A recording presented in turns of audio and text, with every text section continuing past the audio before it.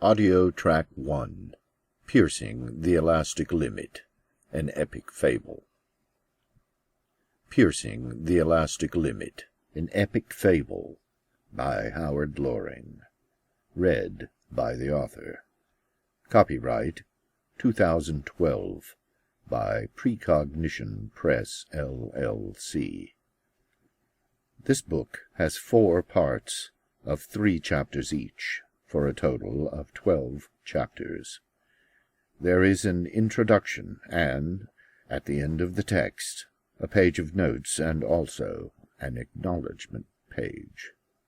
There is a dedication. For the former, Miss Virginia Lee Loring, my finest critic.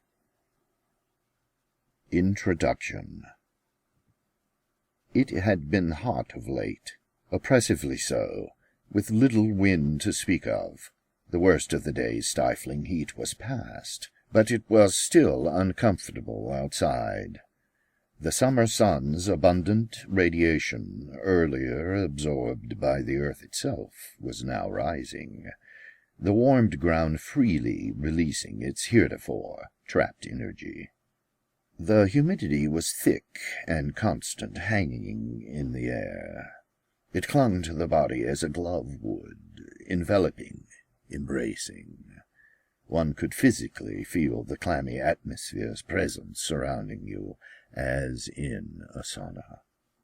This seasonal pairing was nothing new, as it was always hot and humid during the summer months.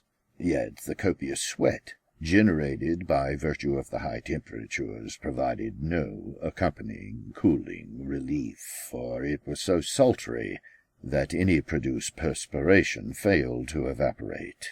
This was nothing new either. Nevertheless, the boys were enjoying themselves. A dozen or so of them were running around the giant magnolia tree centered in the deep lawn of the spacious backyard.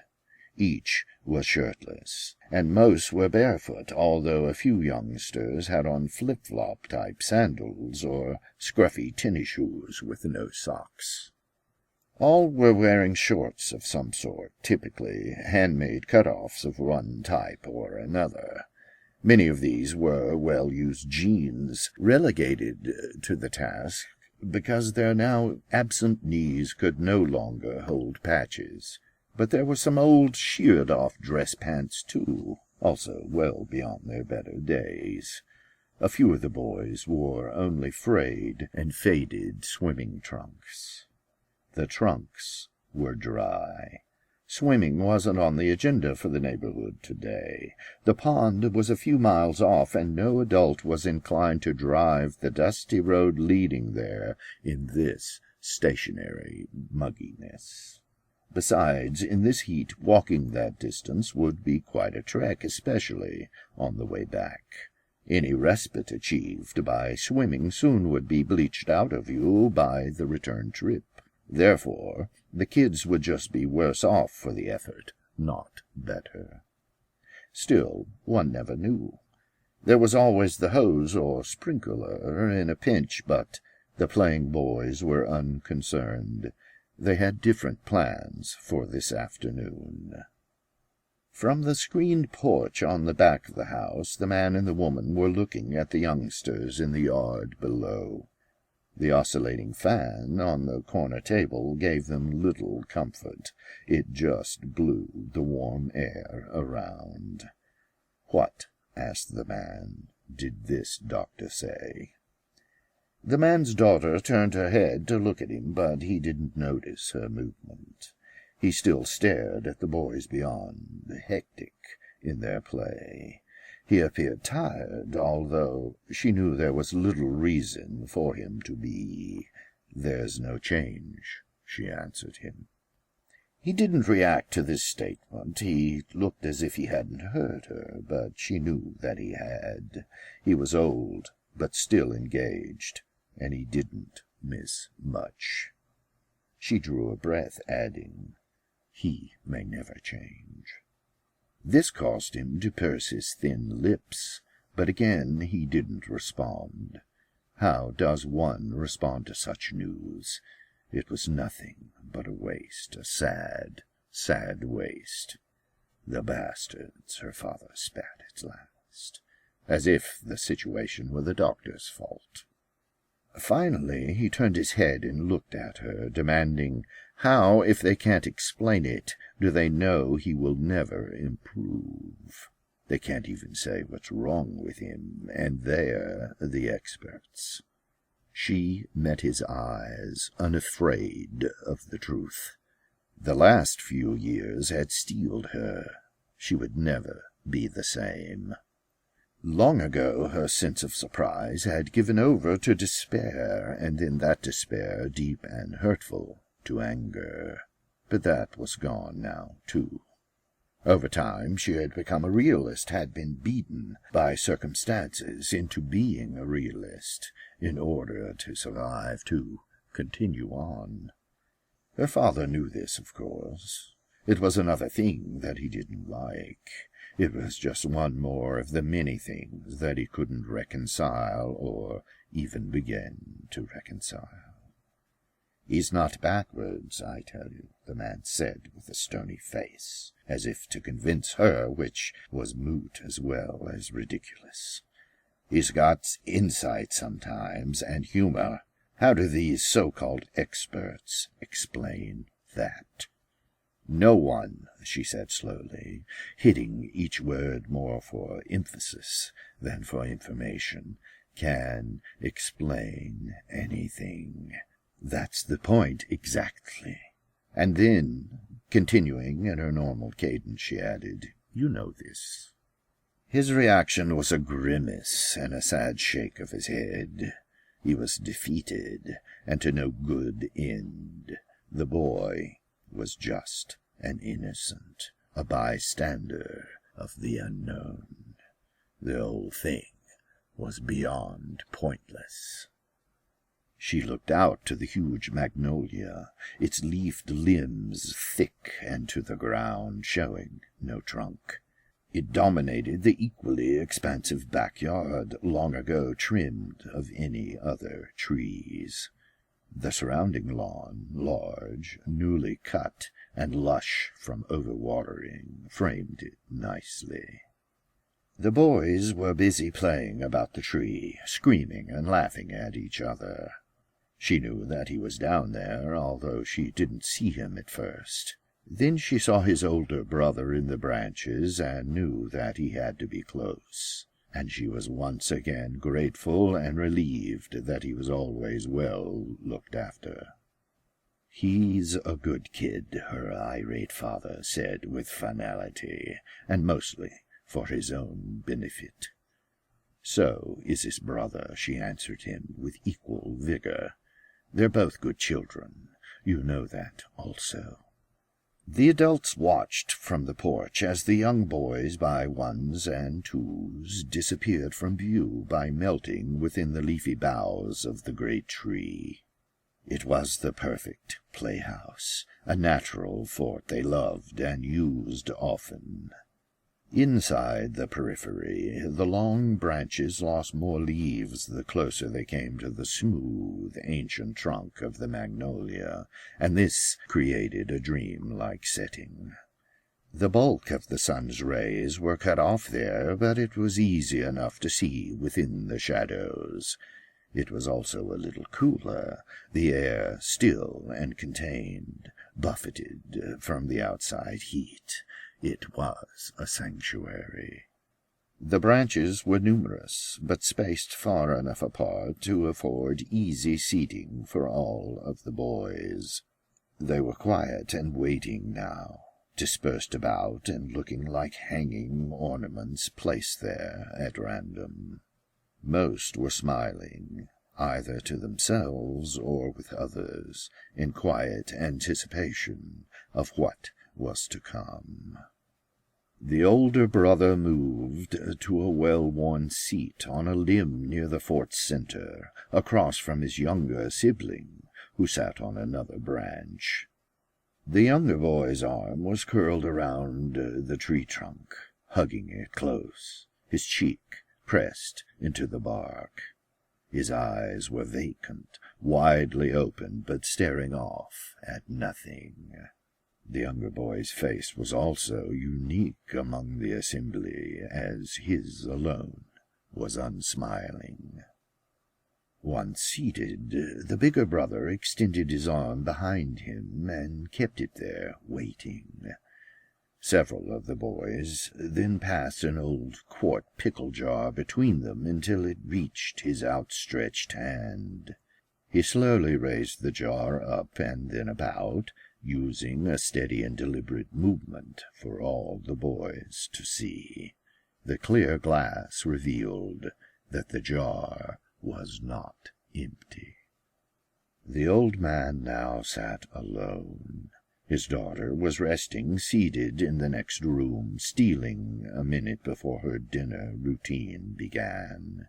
The only sound was emanating from the fan running on the porch, rhythmic and constant. He was still looking out at the backyard scene, but his attention was elsewhere. The man had faced enormity before and in myriad ways, but this was different. Now there was nothing to debate or fight. It was true that in his long history he had grown in ways which he had not, could not have conceived beforehand, but that insight gave him little solace now. His extensive life experience, rich and varied beyond the norm, yielded, in this instance, no commiserate wisdom, and his best tool, his brilliant mind, crammed so full of knowledge, was useless against this onslaught. Unaware of what he was doing, his hands tightened on the arms of the chair, his long fingers gripping, the tips digging in. There had to be a reason, an explanation. There had to be. There always was. In the tree fort, the older boy moved the jar before his little brother's face, breaking into his field of vision. He held the vessel by its hole-poked lid, leaving an unobstructed view of the large insect inside.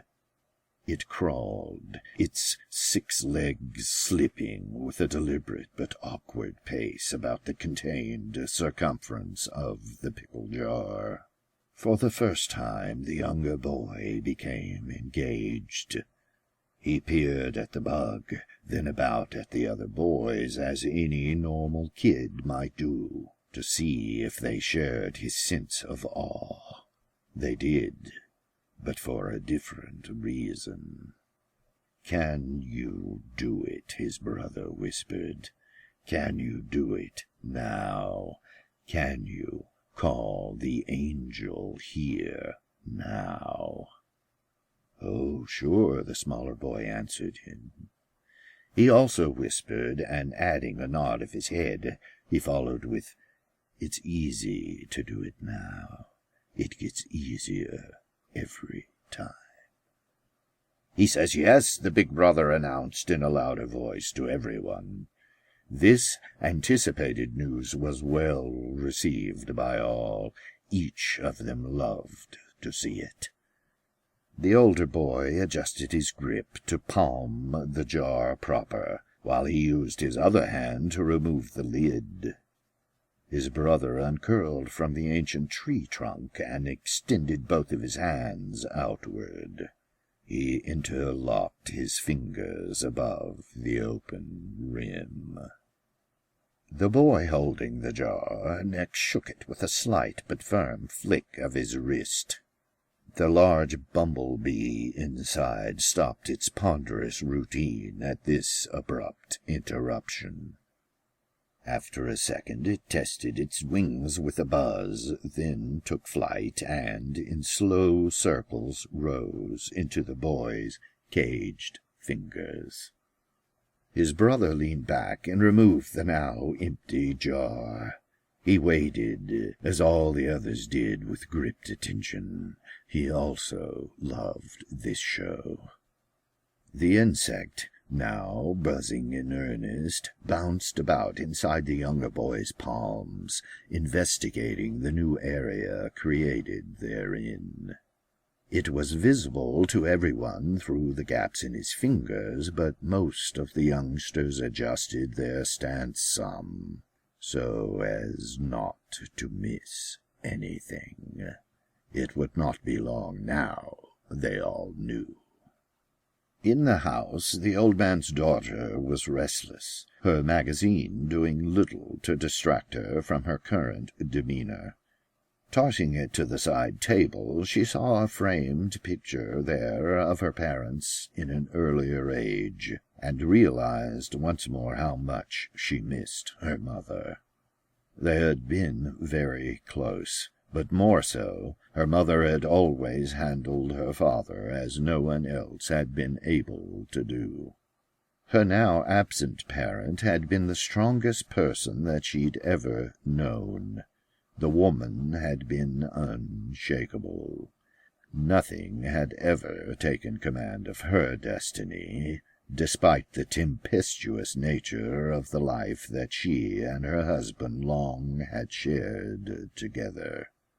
Against all odds the pair had never been defeated, but now that her mother was gone, it seemed as if her tormented father was slipping away also. So it was he that she feared for most now, not her sons. She knew the boys would make their way despite the difficulties. There was a trust fund in place, and future contingencies had been planned for. True, the younger boy posed more problems, but both of them would cope in their own way in the long run. She was not so sure of the old man. She had never known him to be so bitter, so hateful of life. Nothing in the past had ever affected her parent in such a devastating and relentless way. It was not like him. He was lost in his misery, but she was at a loss as well, in terms of helping him alleviate his suffering. Yet she was the one who had to be strong now, not only for her boy's sake, but also for her father's. She had to be, for there was no one else left to care. Again she yearned for the firmest friend she'd ever had, her mother. Within the tree fort the anticipation was palpable. All eyes were glued on the younger brother. His arms were still held aloft, his concentration focused within his fingers that contained the buzzing bumblebee. Suddenly, but almost imperceptibly at first, the scene began to change. The atmosphere about the boy's hands became distorted, and the visual detail there was lost, replaced by an ever-growing brilliance that slowly permeated outward. The temperature within the fort dropped a good 10 degrees. Every hair on every boy's neck stood to attention as they watched, and all of them, as if rehearsed to do so, held their collective breath at the spectacle. As the distortion grew to encompass the youngster, the sound began.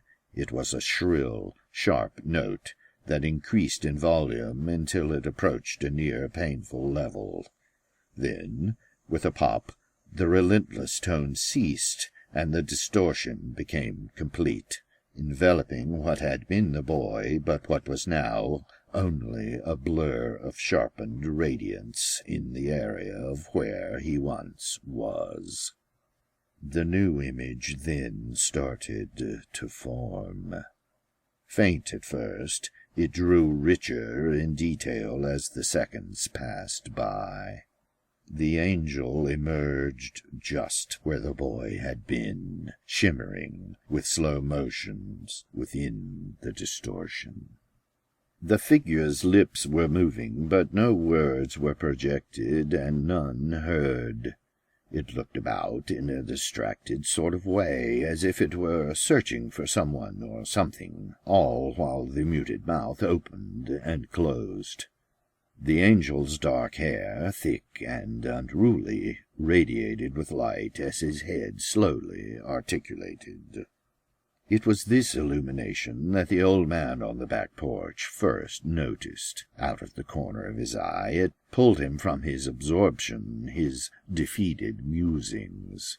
He leaned forward in his chair, all of his concentration now engaged by the piercing light filtering through the inner depths of the massive magnolia.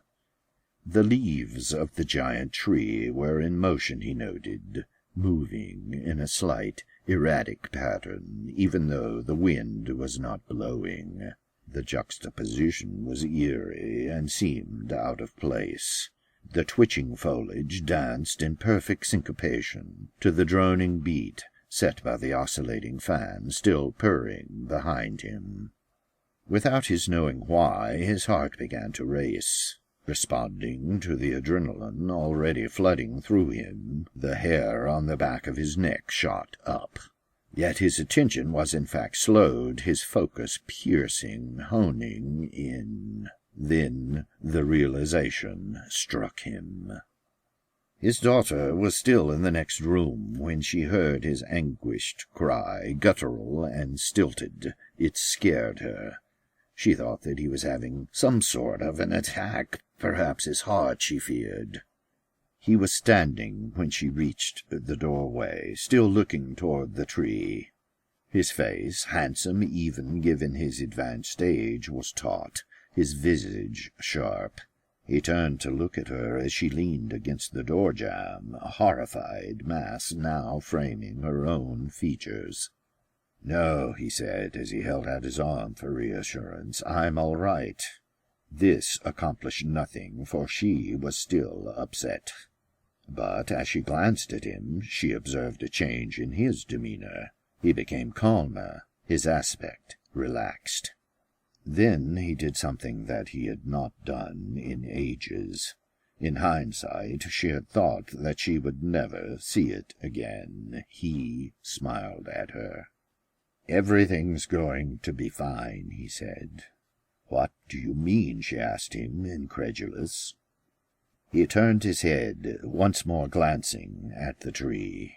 The strange light within it had faded away, and its large leaves were again unmoving. It all made perfect sense to him now. It all fit into place. "I understand," he assured her. He slowly crossed his long arms, satisfied at long last. Then he added, "I know what's happening."